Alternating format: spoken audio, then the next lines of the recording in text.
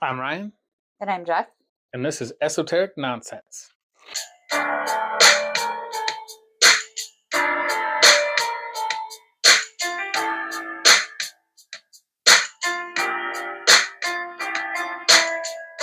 All right, Mr. Wordsmith Ryan. You want to start with what esotericism is?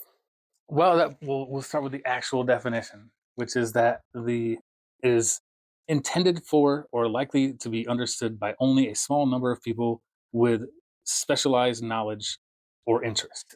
A much broader term than I ever knew it actually was. I thought it was specifically geared towards mysticism and occultism, yeah, and all that stuff. And I didn't know that it was just a general term for things that kind of small groups of people latch onto and are interested in. I didn't know that. I don't know if latch onto would be the right way to say it, but maybe that are interested in or have knowledge about Right, would take be an more interest in. correct. Yeah. Right. And I'm going on a journey right now, kind of transferring from atheist to, or what I used to call myself, an evangelical atheist a long time ago, but just exploring spiritualism and just finding my own way, finding my own understanding of everything. And just broadening up universal principles in a way. Right, things that I've always felt, things that I've always wanted to be true, but didn't know how to put them into words or how to get a grasp on them, And like what kind of things? When it comes to healing and just the importance of your mindset and how it affects your health and how in control of your emotions and your own body you really are, and you don't give yourself credit for, or think that they're not even that you don't give yourself credit for, but you never try in the first place. But those are things that I've always, somewhere in the back of my head, as a 7-year-old sitting in class, would stare at a pencil on the neighboring person's desk and stare at it, trying to get it to fall off the desk because I wanted to see if I could do it. Never did, but I wouldn't have kept trying if I didn't have something in me that made me believe like there has to be something connecting us that I can make this happen. So it's always been there. But I just all of the definitions, all the things that I was taught that had anything to do with that were never interesting to me. I didn't like religion in general, so that was the only thing I knew of that really went in that direction. So it's kind of my path as trying to figure all that out and not let my preconceptions get in the way. All right. Where's your path taking you? What are you learning now? What has you interested in this esotericism now, so to speak, that you're exploring it? Well, I think it's I don't want to say it's an age thing because I don't think age matters. It's just an experience of having to slow things down. I've been, without getting into it entirely right away, but I've been through enough different things in my life. I've been through enough different trials and tribulations and just different places I've been. And if you have the time to look back on it and think about how you were thinking in that time, what you believed, and what energy you were kind of calling on in general, and how that affected that time period in your life, it's a rabbit hole, but it's one that's fun to go down because it's really like it's your own rabbit hole. You're just figuring yourself out, and you kind of keep spiraling down through, and it doesn't have to be spiral and rabbit hole sound terrible. They sound like you're negative. No, it sounds right for around here. Yeah, yeah. I mean, this is kind of the rabbit hole capital of the world, is right in this room. This very room.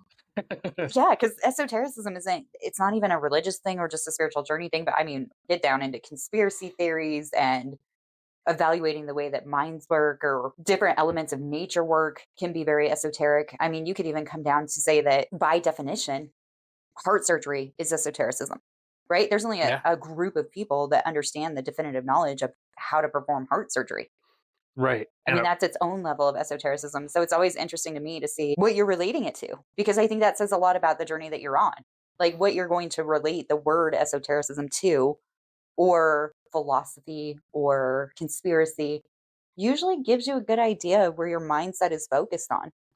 Yeah, and that's funny because because of my relation to the word, I've always, I didn't know that, but that's something I've always been interested in as well, because I've always believed that, I've known that no matter who the person is, what you think of them, whether you think they're a genius or a complete ignorant person, like can't stand them because they're so dull, or you have everything you know about them is you have a complete different opinion. Like you can't even get along with this person, no matter who it is. They're into something that you don't know anything about. And I was very open to that, no matter what kind of weird stuff it was. Like the more niche, small, like crazy it was, the more interested I was to learn about it because I'm fascinated by it. But the religious stuff, I was so like that was its own thing that I was just like, nope, don't want to know about that. I'm not even interested in listening Just to because it's staunchly ridiculous. opposed to any sort of religion. Yeah, yeah. You can talk to me about how you love freaking Star Wars all day. I won't know what you're talking about, but I'll enjoy the fact that you're so into it. But then when you start talking to me about, especially the Christian I faith, was going to ask you, is whew, this really tuned to Christian? Or like if somebody came up to you and wanted to talk about like Buddhism, would you listen? 100%. Yeah, it is the Christian thing, and it wasn't even like shoved down my throat as a kid or whatever. I just developed a very strong aversion to it because, like, I mean, I'm bad enough about wanting to be told what to do. Definitely don't tell me how I'm supposed to feel. Like I can almost accept you telling me there's something I'm supposed to do. I'll do it begrudgingly, but I ain't gonna let nobody tell me how I'm supposed to feel about something. Like that's not happening. And that's what What I've always thought of experience that. did you have where somebody was like, you must feel? Like, It was what more. happened to you? It was more. The more I actually looked into it, the more I learned about like the teachings of the Bible and like the things that are taught at church. I was I kind of drew my own conclusion in that these commandments and Leviticus and all these different things that are in the Bible, there's plenty of stuff about things that are unacceptable to do, but there's also things about like you shouldn't feel that way or you shouldn't think that way because that's dangerous because God says you're not allowed to do that. Like the number one thing you can do to be kicked out of heaven or not have a chance to go there is not believe in God. That's like there's like three different commandments that say that in one way or another. And that was like the barrier to entry was the number one reason I didn't want to enter. You know, like don't tell me how to feel. Like, don't tell I me I feel like have to believe in you and that's the only way you'll care because I definitely don't now. that's interesting. That's really interesting. And in any form of not even just specific to the Christian form, but like that your ultimate slight is I don't want to come to your party. Yeah, yeah. In essence, it wasn't. It's not that really. It's the fact that like I'll come to your party, but I'm not gonna worship you until I know more. Like I'm not going to just blindly be like, this party seems cool. People seem pretty happy over here, and they're like, yeah, we are. But also just understand that whatever that guy says goes. Like, no, I'm all set there. I'll figure that out for myself. Like, I just won't be a part of this party then because I'm not going to just accept that there's one way of one thing that rules everything. You know, like that's how I viewed it. Was there's a principal and this is a bunch of school kids and they're like, you can do whatever you want. You can. There's a few rules, but like you can't question them. There's no questioning the rules, but you can be happy as long as you stick to those rules. And it's like, yeah, no thanks. I'll figure out my own set of rules and do my own thing. That's kind of what it stemmed from, I guess, really.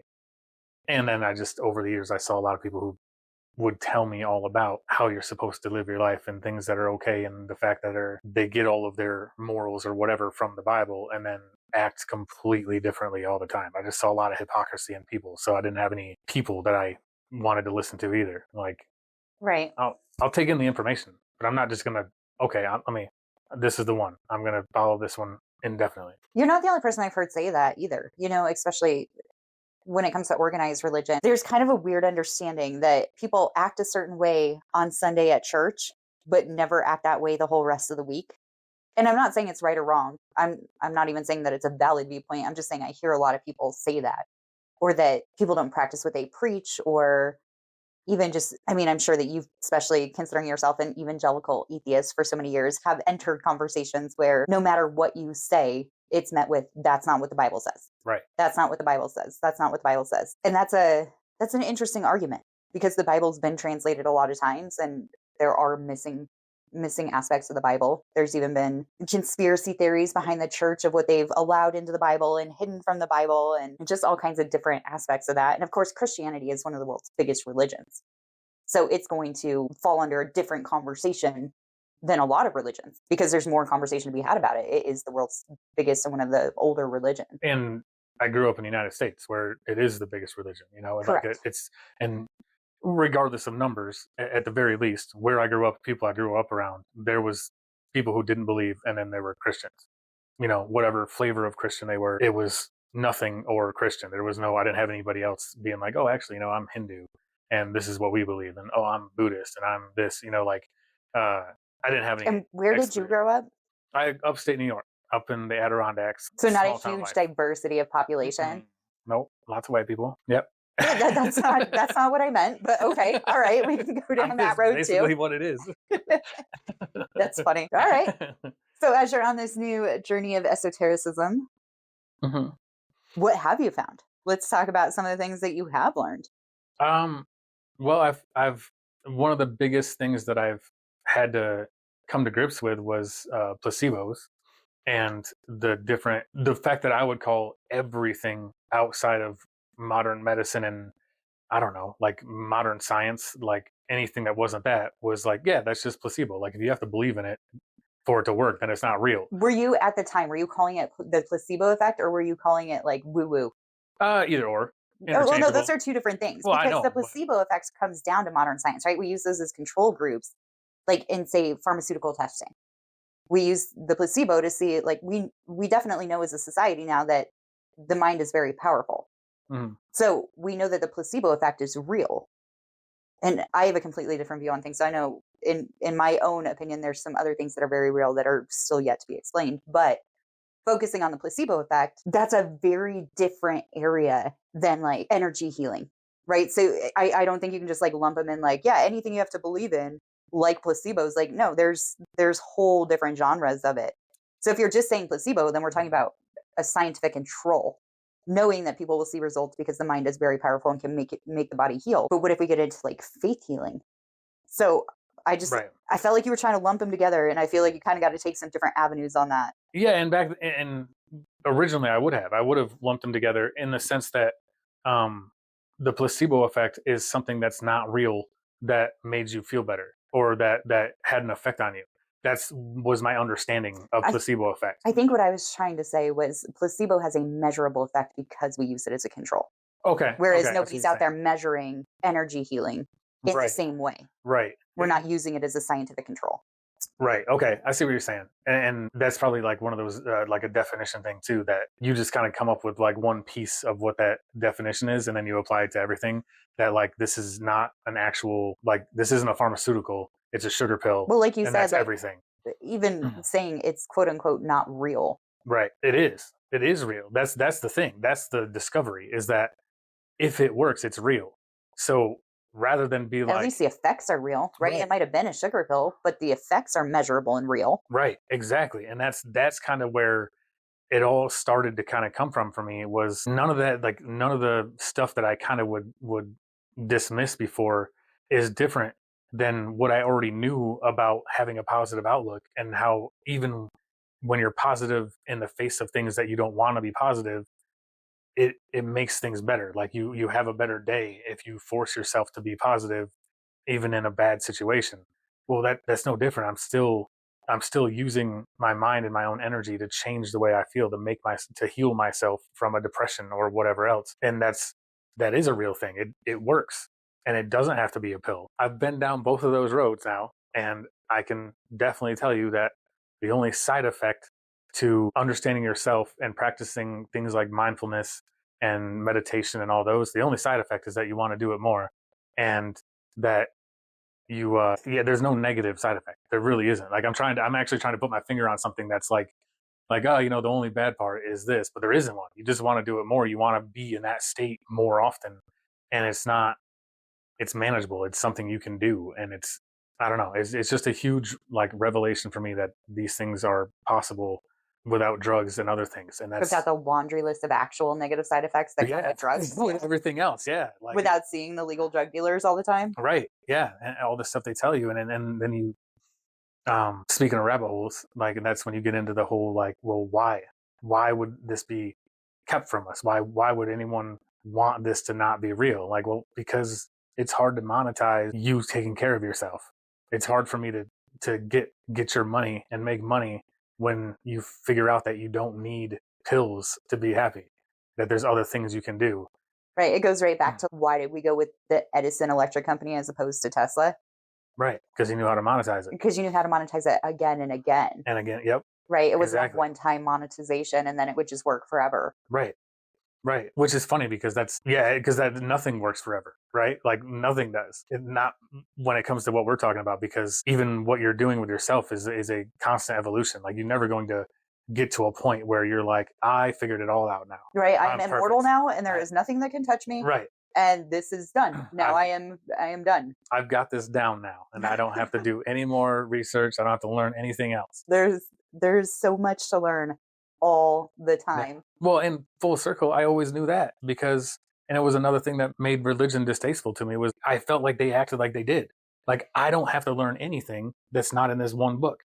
That's all I need to learn. There are some forms of religion. I know that you're expanding, but there's still a part of you that's a little cut off too, where it's old habits die hard, right? So lumping that all together, just like placebos and like faith healing, kind of lumping those together just without the discretion yet. Right. It's not true for everything.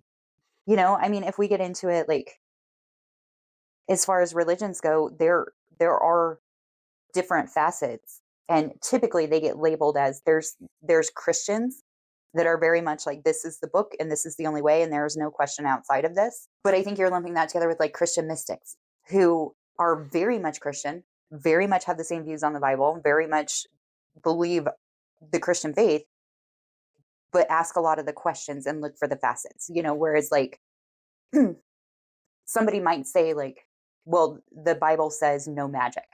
You're not allowed to do magic. A Christian mystic might disagree and say, well, no, the Bible says no more blood magic. Jesus Christ was the ultimate blood sacrifice. So no more blood magic now, which is what we used to do in the olden days, right? Was we sacrificed animals in blood magic as an offering to the gods. Right. Even defined as one God. Right. That's what ended that. And the Bible is very specific about that. No more blood magic. This is it. Like I'm doing the ultimate ritual. So when you kind of look at different facets like that, you're right. I mean, your resistance to religion definitely has, so I haven't figured it out yet, but it has something to do with an experience that you had that somebody said or something happened. And maybe not, maybe multiple experiences where it was, this is it. This is all you're allowed to believe in. You're not allowed to seek more knowledge. But there are absolutely no bounds to religion in that way. There's certain churches that put bounds to religion in that way. Right. And then you're right. It was an assumption I made. It was also like a little bit punk, a little bit rebellious to be the kid that didn't believe in any of that dumb stuff. You know what I mean? Like that's all nonsense. And I think where I'm moving towards is I'm really not moving any closer to any religion.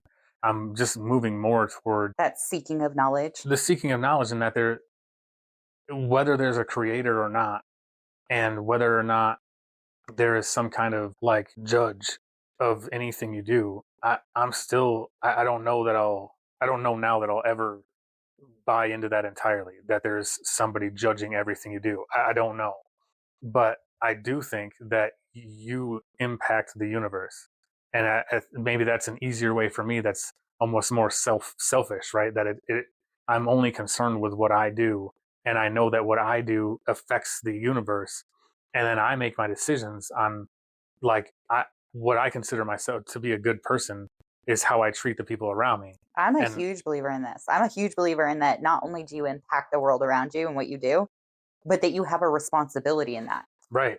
Right. And that's one thing that I think that was another thing that I felt like religion was an excuse to not necessarily do what you want to, but it was just, I don't have to hold myself accountable. Like I said sorry to the one person that matters, and now I can continue to be myself.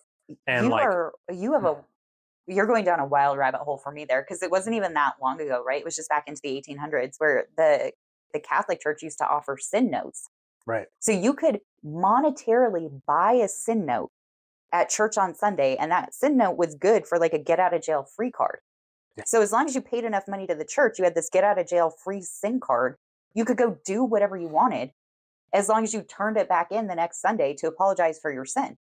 And it's just a wild rabbit hole to me to think that there's a denial in that link even. between what's monetary and what's a business and what morally matters. Right. Because to me, integrity matters. Doing the right thing when nobody is looking matters. Yeah. It really matters. Yeah. And it matters to the core of who you are. So even if you have a piece of paper that you paid for that says, I can do whatever I want, no matter who's looking, as long as I pay for this, that's just a mind blowing thing to me. Yeah. And it's funny too, because that was the kind of stuff that really turned me off. And it wasn't necessarily because I didn't believe that I didn't necessarily believe that nobody was watching or that nobody was paying attention to what I was doing when no one was around. I just saw too many people who claimed to be like virtuous and beholden maybe to like a certain god, and but then also act however they want whenever they felt like it, and just be like really bad at controlling their impulses or even taking responsibility for their actions, and just kind of using religion as a like, I prayed about it and like, like I asked for forgiveness. And for me, it was just like, screw you. Like there is no forgiveness. Like I believed, I mean, now that you got me thinking about it, like even as a kid, I did everything with the belief that there was somebody else there. Like not to sound too crazy, but like I had conversations with nobody a lot. And it wasn't like I actually thought there was like a person there, but it was like a higher form of myself that I was talking to. And like also that like the universe knows what's happening. Like Did whatever you I do is believe? still happening. Was there like a little part of you that believed somehow that you might be on the Truman Show? Oh yeah. That show that movie was like, I'm like, that's a code. They're telling me this is what's really going on. They're just blowing your story out of the water. Yeah. Yeah, that was what I believed already. And they're just showing the evidence. Like, see, this is what it is. One day I'm going to run into that wall when I get on a boat and realize that I've been in a bubble my whole life. I've always thought that. But And now we're all on the Truman Show. Like privacy is yeah, a fallacy now. yeah, There's no more of that. No matter what you're doing, somebody's watching or listening. Or yeah. I mean, People I talk sign about up. weird, random stuff because I'm me, Mm-hmm. and that's kind of what I do. And then I'll go to get on my phone, and there's an advertisement for something that I've only talked about once in my life, but it just happened to be in the last half hour. Right. Like, Yeah, that's real. And we know what it is, but so did everyone else but Truman in that movie. Like everyone else knew what was going on. He just thought it was a coincidence. And we know better, and we're just like cool with it now. Like that we are movie's not even crazy. unreasonably comfortable with it now. Yeah, it's fine. It's whatever. It's convenient. And there's nothing I can do about it. There's nothing Right. I can do about it. What am I gonna do? Yeah. And it's actually in a weird way true, right? If I were to ditch all my electronics and do that kind of thing, then yeah, sure. But then also, how would I function in society? Right. It's a part of society now. It's a I don't remember what we call it. It's a utility now, like electricity or water or things that we consider essential. Internet and access to information is an essential part of being a human. Like very much so now. And it does. It's similar. It's similar to a religion in that way. And nowadays we all accept that religion is hang on. And nowadays we all kind of accept that access to information via the internet is like a utility. It's the same as water or electricity or anything else. It's something that we require to operate as humans. It's necessary. Right. I actually had a conversation with somebody yesterday, and we were talking about if you could essentially acquire a semi superpower if society collapsed. What I mean by kind of semi superpower is something that other people are capable of, you're just not necessarily capable of. Yeah. But when I asked him, I said, what would that be for you? And he said, I would just like access to the internet. And I was like, first of all, that doesn't even fit the question. And secondly, I think that's everybody's greatest fear if society collapses, is that there's so much information at your fingertips right now, so many things that you don't actually know how to do that you can just look up. They're just like a Google search away. And if something were to happen, like the whole grid went down, you need to know how to do things. But I thought that was like the most telling answer I've ever heard in my life. Like, all right, if you could have a quasi superpower, if society collapsed, what would it be? And he said, access to the internet. Like, first of all, that's not a superpower, and secondly, it's definitely not a human superpower. Like, I mean, it'd be a hell of a superpower if you had access to the internet with no electricity and no anything, any infrastructure. Like, I'm just telling you, when nobody else knows what to do and you're the one with access to the internet in a situation like that, I think that you somehow gain like godlike powers. yeah, You just become for the sure. prophet. People start coming to you like, oh, what should I do? And you're like, I don't know. And then you just like sneak away and Google it really quick, and then you can come back and tell them. Yeah, It'd be worth it. I mean, you it would would be be. the guy for sure. You would be a genius in everyone's eyes. But yeah, I do. My entire memory is tied to my phone and my computer at this time. Like, mm-hmm. I don't even, it's not even like I have a handful of phone numbers memorized. That's not even true. Like,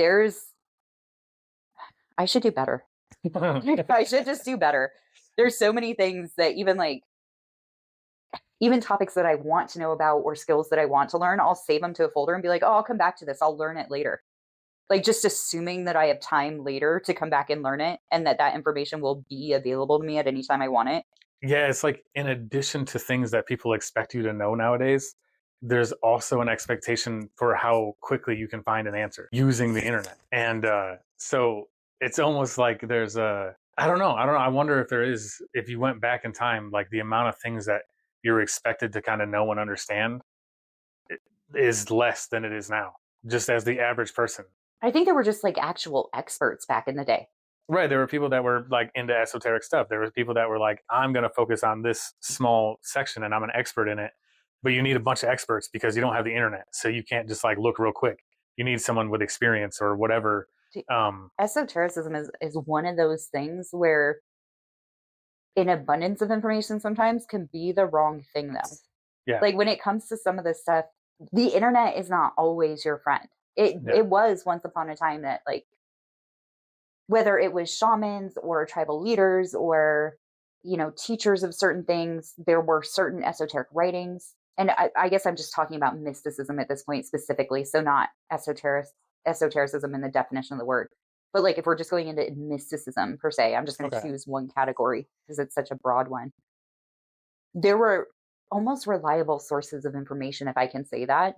Don't get me wrong, there were still quacks, there were still snake oil salesmen, there were still all kinds of things that were out there, but there were also, I just think, some different facets to get information. And now, like, you could get on like Pinterest and you could look up like sigils are a good one, different protection symbols that somebody has out there, and they're like, oh, this is the protection symbol or the symbol for wealth, just draw this and keep it in your pillowcase.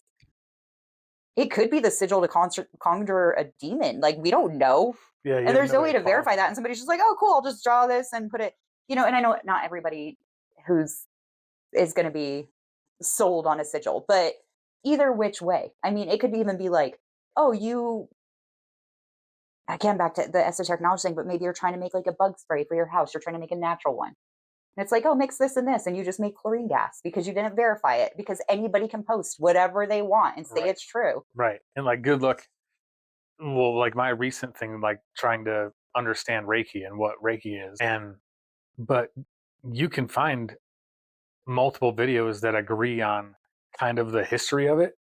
But more or less, like, good luck finding 10 videos where everyone agrees on how it's done, what the different effects are, and like the best way to become a Reiki master. Like, you're not going to find 10 people on YouTube that agree on that path. Dude, I can't even find 10 videos that align on how to cook chicken properly. Exactly. There is so much access to information that it is all over the place. Yeah, it's the old phrase of opinions being like assholes and everyone has one has never been more apparent than it is now.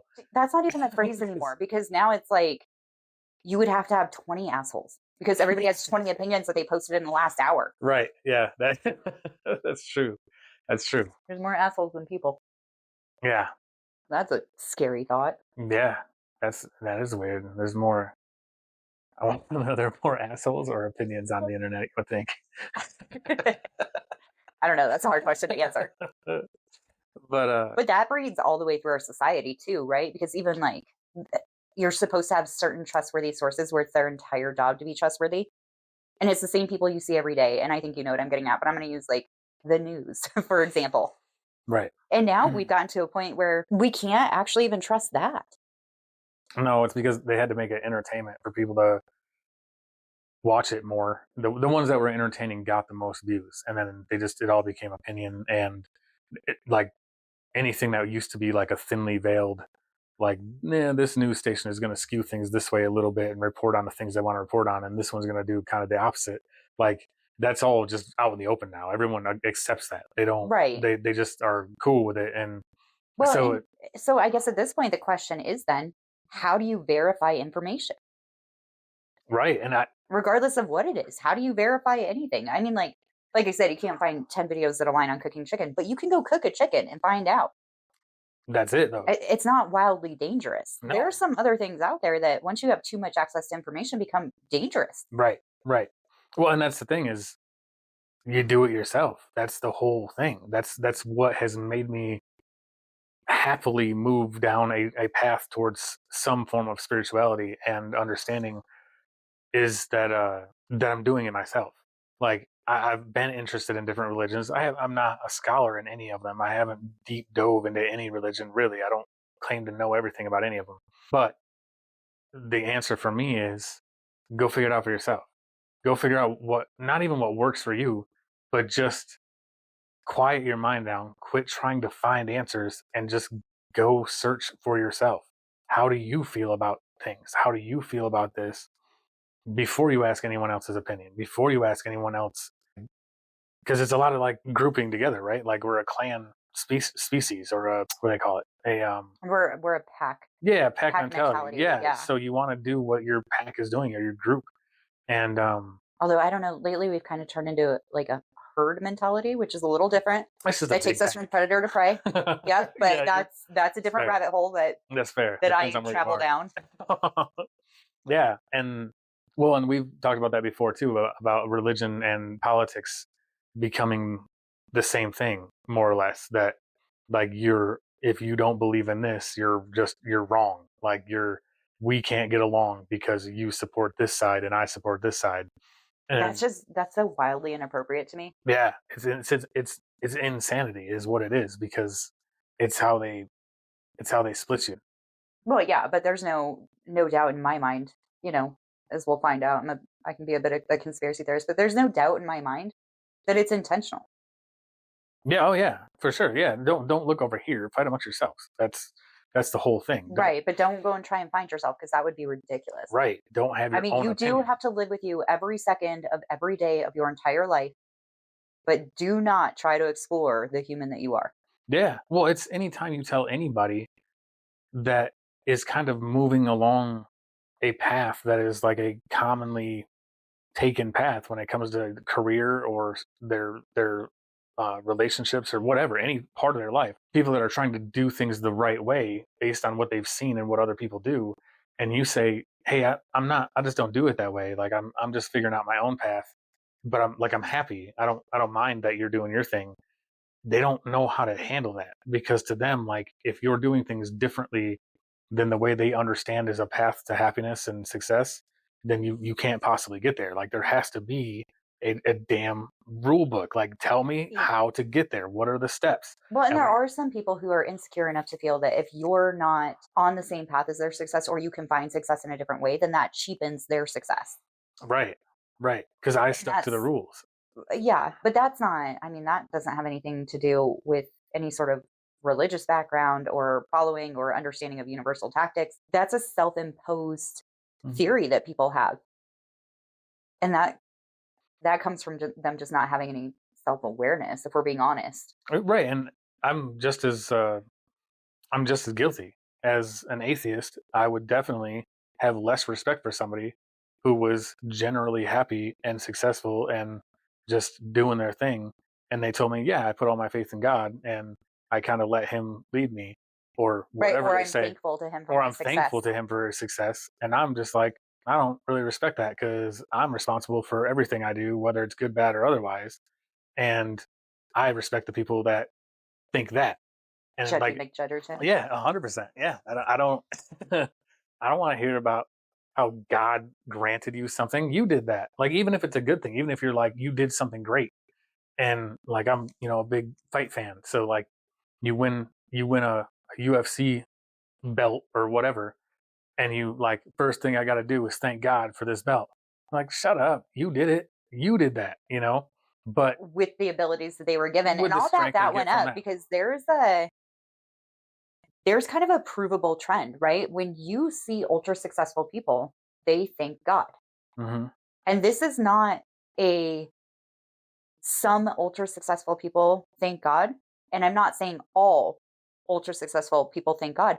But what I am going to say is the mass majority are thanking God for their success. Right. I think that says something. I mean, if you wanted to even operate just on data points and scientifically and looking at the correlation, look at that then. Take a good, strong look at it and see what that correlation is, because it's very strong. Yeah. No, and you're right. And if you want, like, I don't want to beat the drum too hard about the atheist point of view, because I am kind of turning on that a little bit. You're the one who But keeps pulling the drum out. So right. do what you're doing, because yes, but nobody's enticing you to. I just feel it's important to understand like where that kind of point of view comes from. I'm not speaking for anyone else, but the reason what I would have said at one time is like, well, they just don't know what to attribute it to. Like, they don't even understand why things worked out so well for them and not for somebody else. So they thank God because they don't know what else to attribute it to, or but I don't know. But they would say the same thing back to you, like, but do you also know why you're not standing here?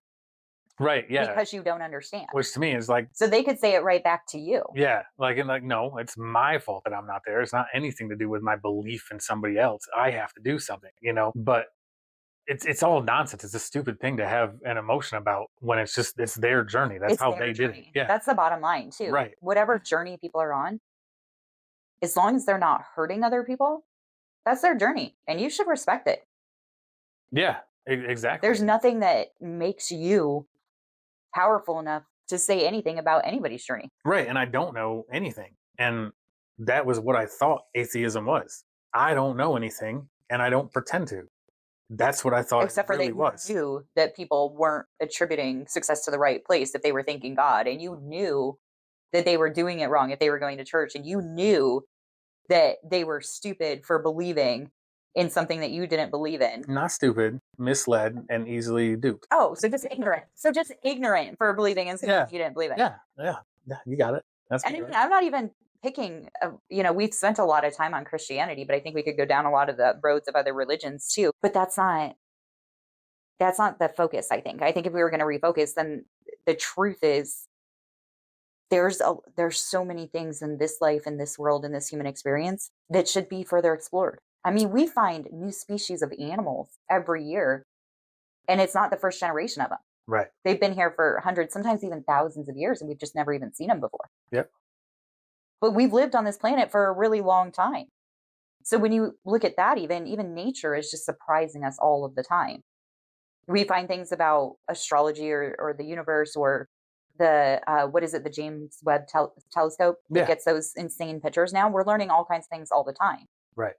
And they're never, so I think almost even never what we expect. Outside of just religion, which I know kind of just became the natural progression of the topic, religion aside, we're in a universe that's so vast, and we're on a planet that's so vast, and we're human beings that are so vast that we don't even understand ourselves. Right. Even down to anatomy, which is a physically viewable thing. We barely know about the human body at this point. And I'm sure, don't get me wrong, I'm sure there's a lot of people that'll disagree with me on that and say, we know a lot about the human body. We think we do. Right. But we also make new discoveries about even just the human body all the time that are shocking. And unexplainable. And like right now, there's just always more to find out. And I'm a firm believer that that's what you should be seeking. Find out. Go find out. And I think it takes a mixture. It takes a mixture of reading or whatever, researching what other people have figured out and exploring that on your own. But I just, for me, what works best is sitting with my own thoughts or practicing a actual guided meditation where you're trying to turn off all the things that are talking all the time and quiet everything down and kind of see what comes to you. That's even a crazy discovery that we just made. Not to sidetrack, but no. I mean, this is part of it. But do you have an internal narrator? Yeah. You do? Like if you read something, you can hear it read aloud in your mind? Mm-hmm. I do too. It was shocking to me to find out that only 33% of the population has that. Yeah, I don't I get don't it. even understand how the rest of the population is thinking. I don't know. Do they think in pictures? Is it animations? Like I don't understand this at all. I don't get it either. And people that say that like they can literally, when they say they're thinking about nothing, they mean it. Like how? Like there's never quiet. I might not be thinking about anything that I want to fucking tell you about, but I'm never not thinking about nothing. You know what I mean? Like it's never quiet. Never. But like putting an effort into getting there, holy crap, one of the hardest things I've ever tried to do. And like this is, and I'm somebody who has meditated before, um, but it's so tough. It's so tough not to have that narrator kind of reminding you of things or like talking to yourself at the same time, but just shutting everything off and then kind of focusing all of the energy that would normally be being had with this conversation, this internal conversation, and focusing all on finding an answer to one thing or letting the universe show you something, you know, like, and I'm still resistant to saying stuff like that, saying the universe and energy and stuff, and because of the I can tell connotations by the it way you has. throw your hands up every time Yeah, you do I it. can't help it. I can't help it. I like, oh, it's woo woo, but I mean it, and I don't know why I feel like I need to apologize for it still. Maybe because I don't understand it enough to feel like I'm an authority or anything, but I probably never will entirely understand it. But calling on that energy, the universal energy to show you something it's such a difficult thing. It's such a hard thing to shut up and listen. And like I didn't know that. I didn't know it until I tried I've because always wondered if, there's like the image of people meditating and they're doing like the like monks or yeah. whatever. I've always wondered if that's where that comes from. Because for me, if I'm trying to meditate, I almost have to do that to get the Hmm. voice to stop. And I can't, it gets mad at me, right? Which is my own self getting mad at me, I'm sure. But for trying to shut it up. But if I am doing at least until I get quiet, just it can't talk at the same time. Yeah. And that's a big deal for me. That's something I just learned. I heard that somewhere that like you can't actually have like an internal monologue or you can't think about things while you're humming. And which makes sense because I've been a hummer my whole life. Like I don't do the ohm thing, but I just hum stuff, like hum songs, whatever. And it's like when I'm, especially when I need to focus, like I'd rather hum a song because I don't get sidetracked as easily.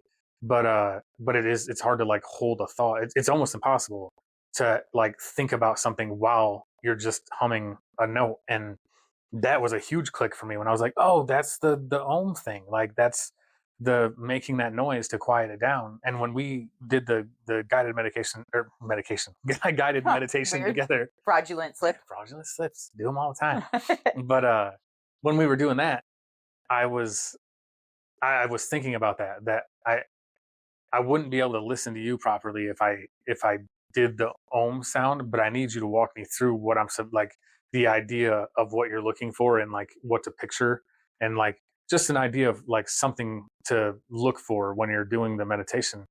And then and it was occurring to me that because I was still thinking and wasn't able to shut it up, I was thinking to myself like this is when it would make sense to do the ohm thing because it quiets everything out. It's like putting your fingers in your ears and doing like, like I'm not listening to you right now. I'm trying to do this other thing. And It's so important to train that voice though, yeah. because once you can train it and you really spend a lot of time with it, it matters in conversations. Hmm. If you're, for instance, just for example, if you're at work and you're having that conversation that's hard to have and it's got you really emotionally charged and all you're thinking is like this person's lying or they're calling me out on this and I don't like this and I'm upset about it and that voice is just going in your head, you've missed everything that's been said in the conversation. Right. And really getting a grip on that voice and understanding it can be kept under control is a huge power move in your own life. Yeah. It took me a lot of years to train that. It's difficult. It's difficult. It's so hard for me because I latch onto a single word or a single phrase. And then by the time I realize that like they're still talking, pay attention, I've missed a minute of them talking, you know, and it's such a tough thing. And what I've had to do is make mental notes. It's tough, or like physical notes if you can, because if I could just put it on a piece of paper real quick, like just even write the word that I was obsessing about, and then go back to listening, like that's saved now. I've got that over here. I can go back to listening, but I'm worried about forgetting the thing that I want to talk about, and that happens. It happens to me internally when I'm just thinking about stuff, when I'm obsessing about every conversation I had during a day and what it might have meant to the person that I said it to or whatever, which I've gotten way better about that too. Like I've let a lot of that go. And but It's they a super common thing. yeah, it's like especially when I was living on my own and I would go home at night and all I'm doing is watching TV and I'm just by myself. It's quiet other than the TV being on. And I would watch 2 hours of TV and I might have that entire 2 hours, I might have replayed 7 words that I said over and over and over and over. Like that's how I spiral. I get caught in a repeat loop. And that's where mindfulness came in, where I'm just like, hey, what is happening right now? Like, and mindfulness mixed with yoga, like doing something physical that makes you slow your mind down, and then also trying to like actively relax everything to include your brain and your thoughts is like such a game changer. And I'm able to like move on and not obsess about the whole day for the whole night and then go into getting crappy sleep and everything else. Like it's amazing how much little things that you can master in 5 minutes, if you put the effort into it, change everything. And that's a Like, big thing too, right? People always talk about exercise and how important it is. And I don't disagree. I mean, I think exercise is important, but at the same token, I think it's severely underplayed how much just movement can change a mindset. mm, It doesn't have to be extreme movement. We're not talking about walking out or going for a run or, I guess, whatever the case may be in your mind. Simple, non strenuous, as long as you're moving and you're just changing the blood flow and putting that anxious energy somewhere, right. it changes everything. Yeah. Yeah. I used to have, so this is like a stupid thing, but I used to go, I used to be in my house on like, I had the days off, right? And on the weekend, whatever it is, whatever day off I had, I would sit in the house for most of the morning and be anxious about the fact that I was sitting in the house and be like, I need to go do something. Because by the end of the day, I'm going to be just like going crazy with anxiety that I'm just been sitting in the house all day. So I'm going to get out and go do something. And then I'll get out and go do something with no real direction. Just go to town, put gas in the car, whatever, some excuse to leave the house. And the whole time I was out, I would be in a hurry to get home. I would be anxious that I wasn't home. I got to get this stuff done. This is taking too long. Just get this stuff done and get home with nowhere to be. I have no responsibilities, no nothing. But as soon as I'm out of the house, I'm anxious to get back to the house. And I started to realize, like, give yourself some purpose. And it was really not until I started going to swim in the morning, when I would go to the pool early in the morning on Saturday and just swim laps for a while, it was a thing to do. And then when I would get done, I had done something physical that kind of released some of that anxiety. And then when I got done, I would go do other stuff. I'd go do stuff on a whim and I didn't give a crap what time I got home. Like I didn't care anymore. But it was like it took something physical, because if all I did was ride around in the car, it's like, what am I doing? I'm just wasting time and gas. I'm not doing anything. I need to get what I need and get home and go back to being anxious there rather than here. And but that little bit of movement, that little bit of exercise changed that. Yeah, like I said, I mean, that is exercise. You were going to the pool and you were doing your own thing. But there's a part of it that even just, like I said, it doesn't even have to be strenuous exercise. Mm-mm. It can be just rocking back and forth. Yeah, just moving. Yeah, just moving at all. Yeah. And I have theories behind it. I have theories that you're, moving energy, and energy is what makes you anxious. And again, we could go down a rabbit hole, because that's where I belong and that's where my home is just down a rabbit hole somewhere. Yeah. But yeah, I firmly believe that what you're doing is just moving energy around inside of yourself. And I have suspicions that when energy kind of builds up in your core, Mm-hmm. and it's not going anywhere else, it just gets stuck there. It's like your own anxious lymphatic system, if that makes sense. Because Right. your lymphatic system doesn't have its own pump. Right. So it catches all that nasty stuff. But if you're not moving, it can't pump it the way that it needs to get rid of it. Right. There's something about your nervous system that doesn't have its own pump. It needs movement to pump that energy around and distribute it appropriately, Yeah. or else you just get thrown into an anxious state. Yeah. And then eventually you like, it like atrophies and you like lose the ability to, not to move literally necessarily, but to have the motivation to do anything. Like you get stuck in that, like, I'm just an anxious person, rather than I'm anxious because, like, it's just, no, that's just who I am. Well, and again, down in my rabbit hole is not just movement, but movement with intention and purpose. Right. You know, Mhm. I have a martial arts background that says, like, if you're feeling overly anxious, find a punching bag. Right. Because when you're just intentionally moving with a purpose, it's not about the violence or the explosiveness of it. It's about doing it on purpose. Right. Intention. Yeah. Yep. And that's what I've found with mindfulness training, I guess, is it goes hand in hand with doing exercise. But once you kind of figure out how that makes you feel, and you can kind of hold on to that, kind of make a little note that, like, oh, this is how I feel when I've done something to relieve myself of that anxiety, you can start to access it without it. If you're kind of getting tense, like, the mindfulness thing is very much, what is happening right now, what can I do about it, and figure out what your next step is, and focus on what is happening right now, not all the other stuff that's happening. And just kind of organizing your thoughts a little bit more, and being realistic about the world around you. And that and every time I've ever done that, you come to the realization that, like, oh, there's just a couple things I need to do, or there's one thing I need to do right now, and that's this. And then you just keep going in that direction. You just keep moving. And I've heard that a lot about the mindfulness exercises. Mhm. Let me tell you about my internal narrator. Okay. Okay. If I tell my internal narrator, let's just focus on what's going on right now.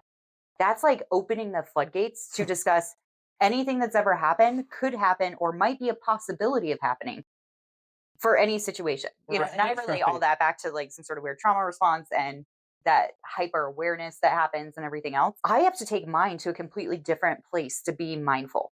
Okay. And my place of being mindful has to stem from a place. Maybe I'm just a weirdo. I don't really know. But my whole mindfulness has to stem from a place of, what if the worst case scenario happened right now? And then my little internal narrator will go, then we deal with it. And then that's it. Now we can be here. Okay. It's fine. Okay.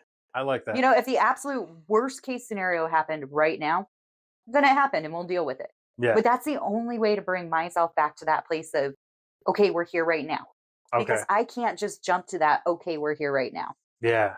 Or else it's just, like I said, it's a chain reaction of, yep, we're here right now, so assess everything. And that's the thing for me, is that that's the only thing that works for me, is literally focusing on, this is the chair I'm sitting on, this is the floor around me, and, like, I'm in this room, I'm in this place, and there's no danger. I have no danger right now. Like, I'm good. Like, everything is fucking fine. And you're spun up about some shit that hasn't happened. Like, all that is real is this moment. And right now, you're fine. So chill out. You know what I mean? Like, find the next thing that you want to do. And if there is something, if you can't stop, like, no, this is a real issue I have to address. Like, okay, then put one foot in front of the other and start going towards addressing that.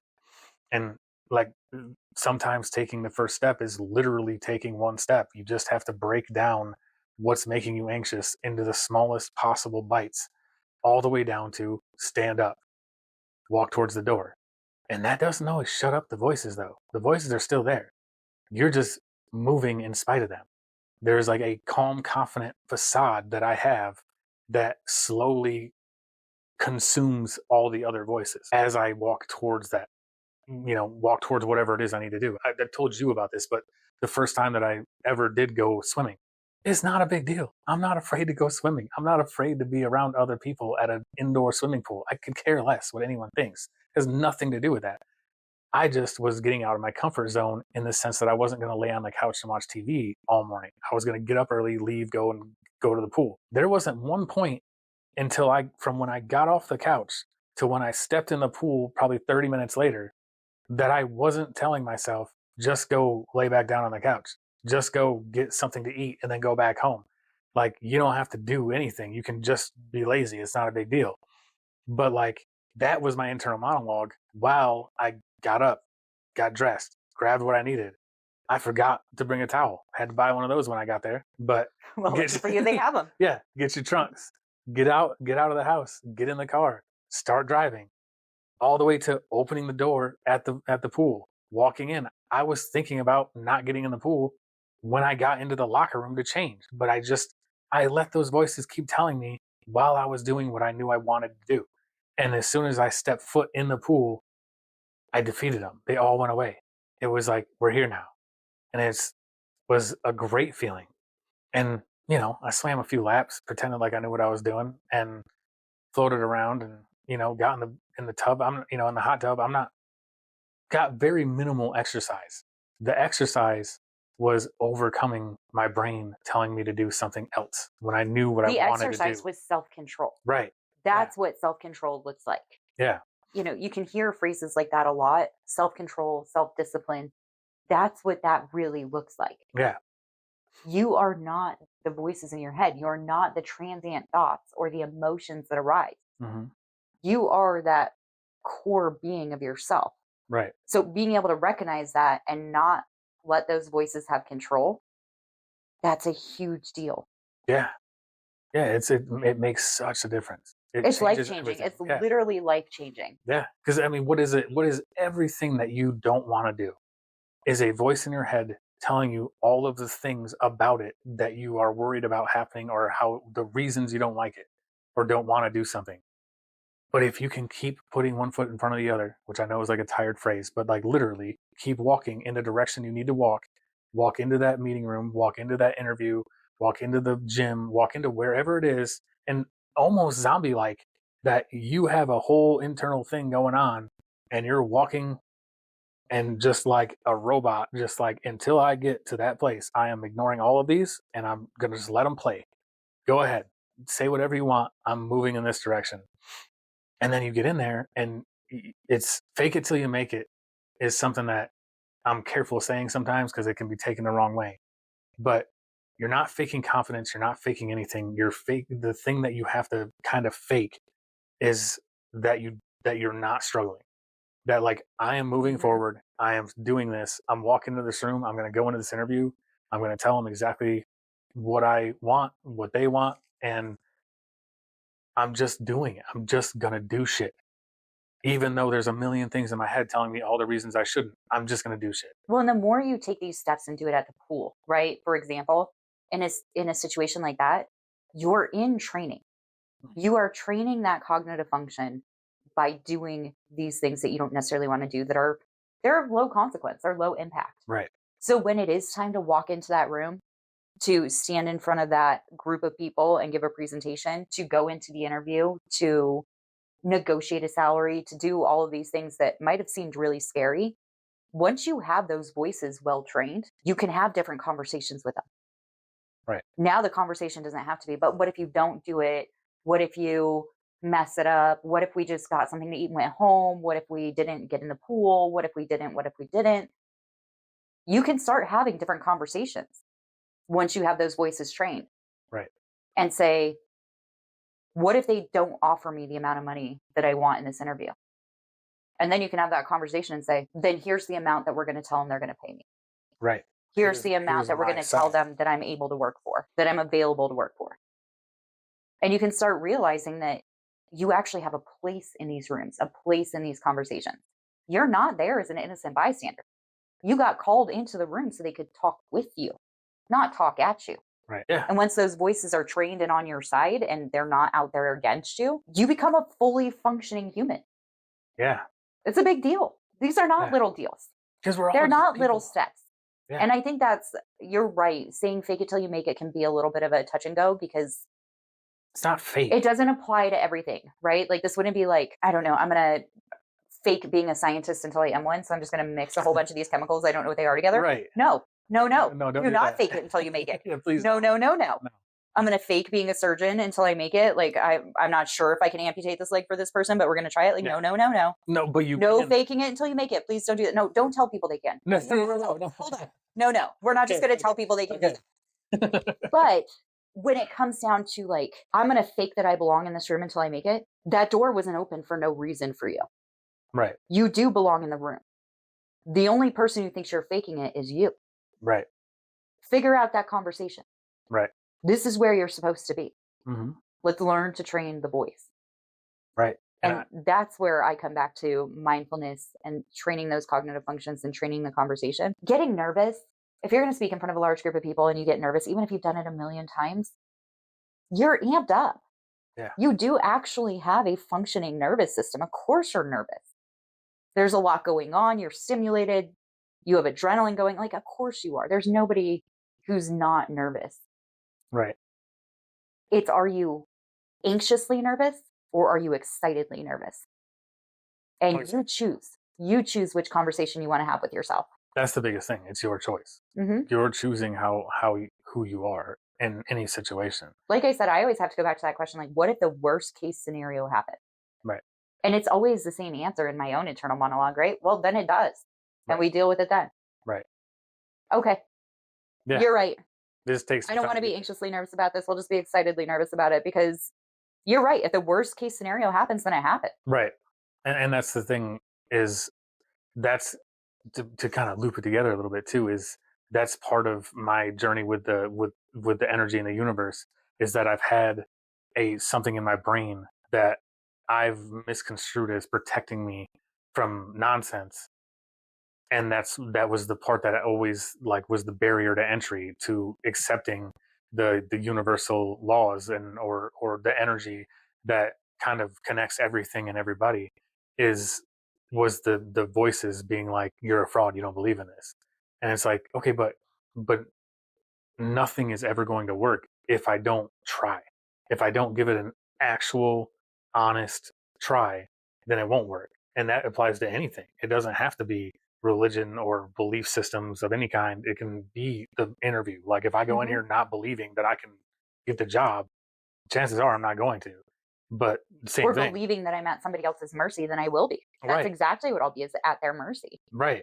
And it, like, rather than try to find higher understanding of the universe, I've tried to find definitions, and it's the same thing. It's using science to define things is the same as using just the Bible to define things, because you're saying I want someone to tell me the truth, and then that's all I'm going to listen to. What you're really saying, in my opinion, and again, welcome to my home, the rabbit hole. What you're really saying is, I don't want to think for myself. Right. Just tell me what the truth is. No matter which side. And I'll buy into whatever you tell me. Yep. Because it would be too much effort for me to look at it any other way. Right. Interesting conversation. Yeah, for sure. We got. If anybody was able to follow us down these rabbit holes, then we hope that we see you next time. But I think we're out of time. Yeah, that's a good place to end it. Yeah, I would say so. All right. Well, if you've enjoyed today's nonsense, it was brought to you today by Astra Coaching. Coaching to cognitive functions, such as controlling your emotional index. So consultation's always free. Feel free to check them out. You can find them online at astracoaching.com or info@astracoaching.com for the email address. All right. Well, it's been fun, and we'll talk to you guys next time. Live by choice. Not by chance.